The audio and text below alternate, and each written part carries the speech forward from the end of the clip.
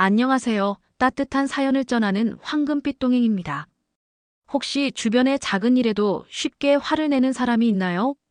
가족, 친구, 혹은 가까운 지인 중에도 꼭 한 명쯤은 있죠. 평소엔 괜찮다가도 사소한 일에 신경질적으로 반응하고 갑자기 기분이 상해서 대화 분위기가 싸해지는 경우. 이런 사람들과 함께 있으면 괜히 불편해지고 조심스럽게 말하게 되죠. 그럴 때 우리는 보통 두 가지 반응을 보입니다. 상대의 감정에 휩쓸려 같이 화를 내거나 괜히 충돌할까봐 필요 이상으로 양보하거나. 하지만 이 두 가지 방법은 결국 더 큰 스트레스를 가져옵니다.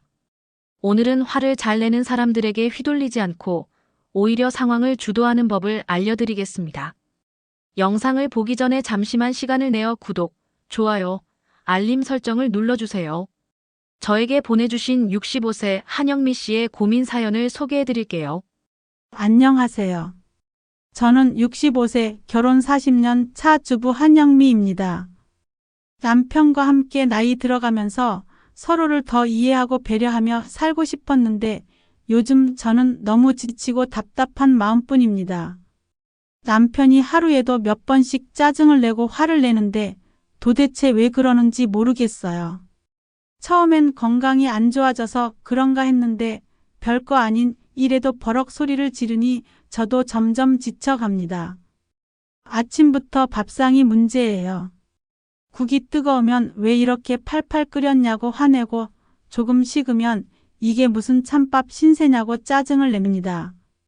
반찬이 싱거우면 맛이 없다고 하고 간이 맞으면 짜게 먹으면 건강에 안 좋다고 불평을 해요. 제가 어떻게 해도 만족을 못하니 저는 점점 밥을 차리는 것도 부담스럽고 같이 식사하는 게 무서워지더라고요. 집에서도 별일 아닌 걸로 화를 냅니다. TV 리모컨이 안 보이면 당신이 또 어디 치워놨냐고 소리 지르고 인터넷이 조금만 느려도 이 집 인터넷은 왜 이 모양이냐며 짜증을 냅니다. 그런데 더 답답한 건요. 남편이 이렇게 화를 내면서도 정작 본인은 화를 내고 있다는 걸 인정하지 않는다는 거예요. 내가 뭘 화를 냈다고 그래? 당신이 오히려 예민하네. 라고 도리어 저를 탓하는데 이럴 땐 정말 억울하고 속상합니다. 한 번은 대화로 풀어보려고 했어요. 조심스럽게 요즘 화를 많이 내는 것 같다. 무슨 걱정이라도 있냐고 물었더니 대뜸 내가 언제 화를 냈다고 그래? 라며 오히려 더 큰 소리를 지르는 거예요. 그 순간 저는 더 이상 무슨 말을 해야 할지 모르겠더라고요. 이제는 그냥 참고 지내는 게 답인가 싶다가도 이렇게 살다 보면 제 마음이 너무 힘들어질 것 같아요. 하루에도 몇 번씩 남편의 기분을 살피면서 살고 싶지는 않은데 어떻게 하면 그의 화에 휘둘리지 않으면서도 평화롭게 지낼 수 있을까요? 한영미 씨의 사연을 보면 남편이 사소한 일에도 쉽게 화를 내는 모습을 보이고 있습니다. 국이 뜨겁다고 화를 내고 반찬이 싱겁다고 불평하고 리모컨이 안 보이면 당장 큰일이라도 난 것처럼 소리를 지릅니다. 하지만 정작 본인은 자신이 화를 낸다는 사실을 인정하지 않고 오히려 내가 뭘 화를 냈다고 그래? 라며 반박하죠. 이런 모습은 화를 잘 내는 사람들의 대표적인 특징을 그대로 보여줍니다. 그렇다면 이제 화를 잘 내는 사람들의 공통적인 특징 세 가지를 살펴볼까요? 혹시 듣다 보면 떠오르는 사람이 있을지도 모릅니다. 아니면 혹시 나 자신은 아닌지 한번 되돌아볼 수도 있습니다. 첫 번째로 작은 일에도 쉽게 서운해하는 경우가 많습니다. 별것 아닌 말에도 기분이 상하고 농담 한마디에도 얼굴이 굳어지는 경우가 있죠. 사실 상대방은 별 뜻 없이 한 말인데 듣는 사람 입장에서는 꼭 자신을 무시하거나 공격하는 것처럼 느껴지는 겁니다. 예를 들면 이런 상황을 생각해 볼까요? 가족들이 모여서 저녁을 먹고 있는데 아들이 한마디 합니다. 엄마, 오늘 국이 좀 짜네? 이 말을 듣는 순간 기분이 묘하게 상합니다. 내가 아침부터 정성껏 끓였는데 내가 뭘 잘못했다고. 이런 생각이 들면서 속에서 울컥하는 거죠. 그래서 순간적으로 그럼 내가 해먹어. 이렇게 버럭하고 싶은 마음이 생깁니다. 그런데 사실 아들은 그냥 국이 조금 짜다고 느껴서 말했을 뿐 엄마를 탓하려는 의도는 없었을 거예요.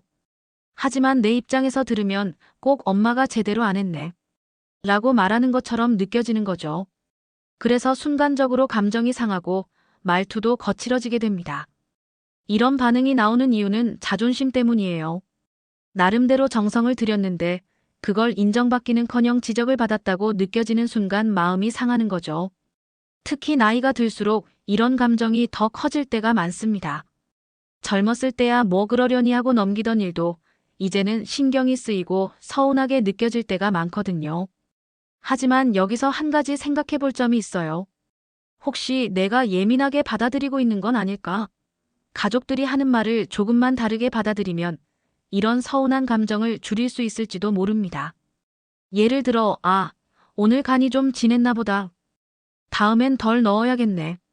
이렇게 넘기면 분위기가 부드러워지고 나도 기분이 덜 상하게 됩니다. 두 번째로 자신의 생각이 항상 옳다고 믿는 경우가 많습니다. 물론 누구나 자기 생각이 맞다고 여기기 마련이죠.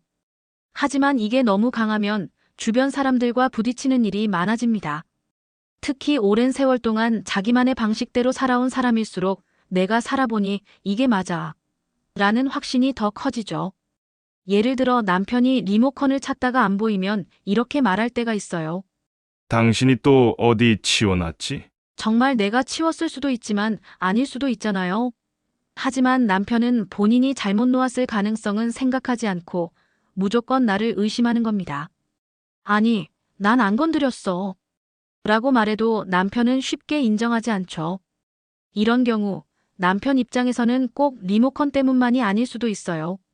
나이가 들면서 자꾸 물건을 어디 뒀는지 깜빡하는 일이 많아지는데 그걸 인정하기 싫어서 다른 사람을 탓하는 경우도 있거든요. 특히 오랫동안 가장으로 살면서 가족들을 책임져 온 사람일수록 자기가 실수했다는 걸 인정하는 게 쉽지 않아요. 그래서 괜히 다른 사람 탓을 하면서 기분을 풀려고 하는 경우도 많습니다.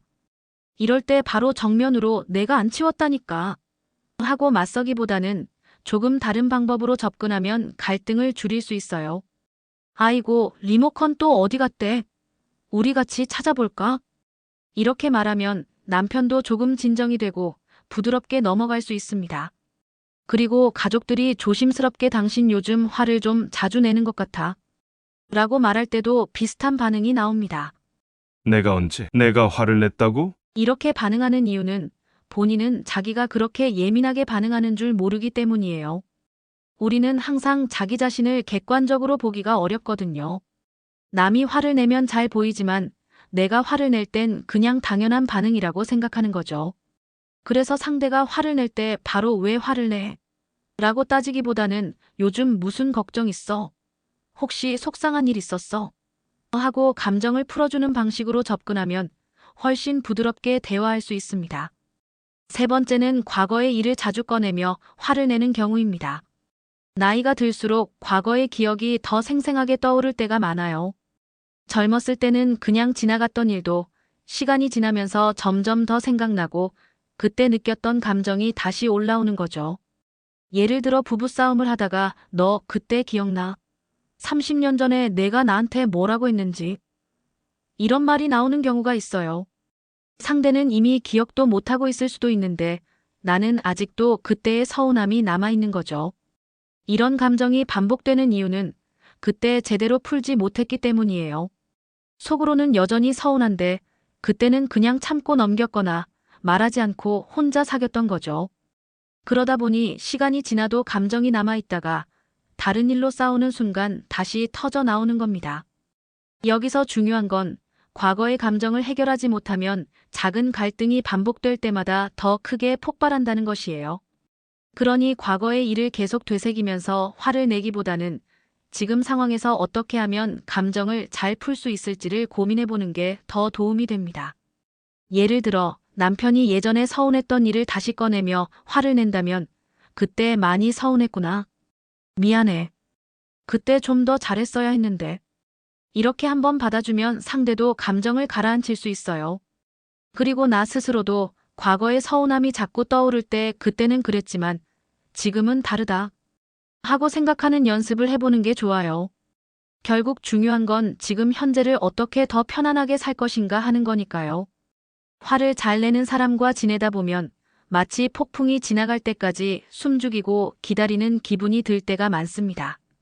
하지만 매번 이렇게 눈치를 보며 살 수는 없죠. 해결책이 필요합니다. 그리고 그 해결책은 단순히 참아라나 화를 피하라가 아닙니다. 오히려 어떻게 하면 그들의 감정에 휘둘리지 않고 내 감정을 지키면서도 관계를 원만하게 유지할 수 있을까? 여기에 집중해야 합니다. 먼저 상대의 감정을 인정하면서도 휘둘리지 않는 것이 중요합니다. 논리로 설득하려고 하면 오히려 역효과가 날 때가 많죠. 화난 사람 앞에서 논리는 무용지물이에요.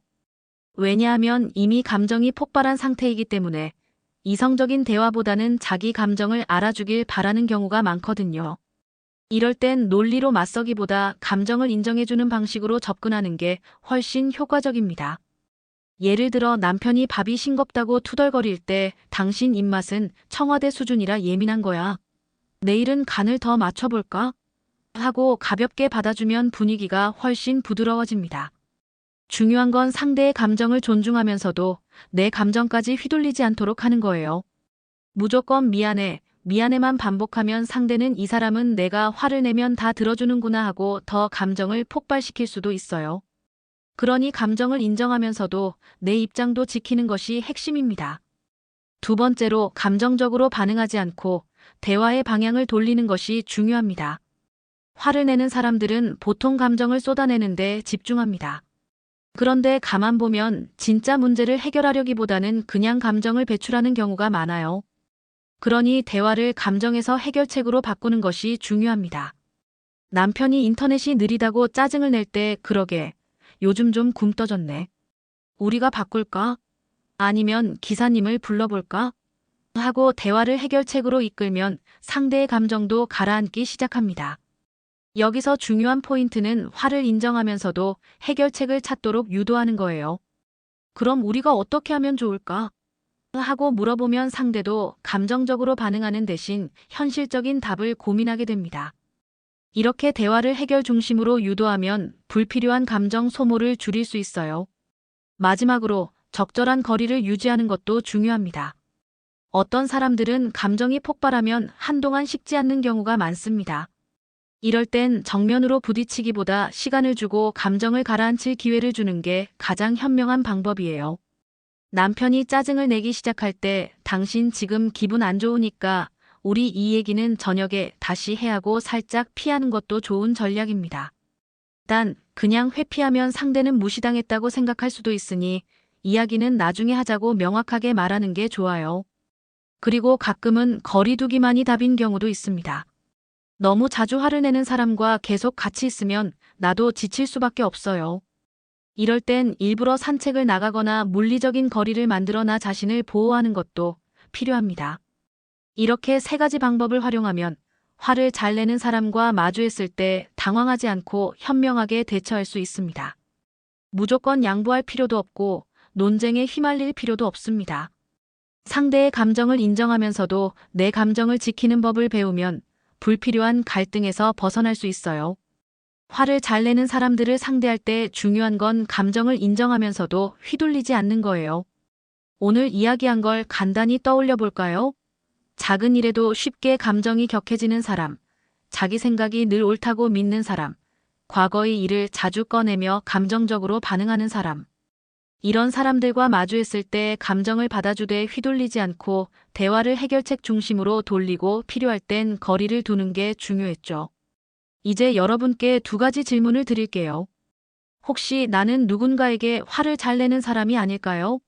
그리고 나는 화를 잘 내는 사람을 어떻게 대하고 있나요? 내 반응이 상대의 행동을 더 악화시키는지 아니면 부드럽게 만드는지 한번 돌아보면 좋겠어요. 화를 참는 것은 한순간이지만 후회는 평생 남는다. 감정적으로 휘둘리지 않고 차분하게 대응하는 연습을 한다면 관계에서 오는 스트레스도 훨씬 줄어들 거예요. 혹시 여러분도 비슷한 경험이 있으셨나요? 댓글로 여러분의 이야기를 남겨주세요. 오늘도 황금빛 동행이었습니다. 여러분의 소중한 이야기와 댓글로 더욱 풍성해지는 황금빛 동행입니다. 구독과 좋아요, 알림 설정을 해주시면 더 좋은 영상으로 보답하겠습니다. 항상 행복하고 건강한 하루 보내세요. 시청해주셔서 감사합니다. 다음 영상에서 만나요.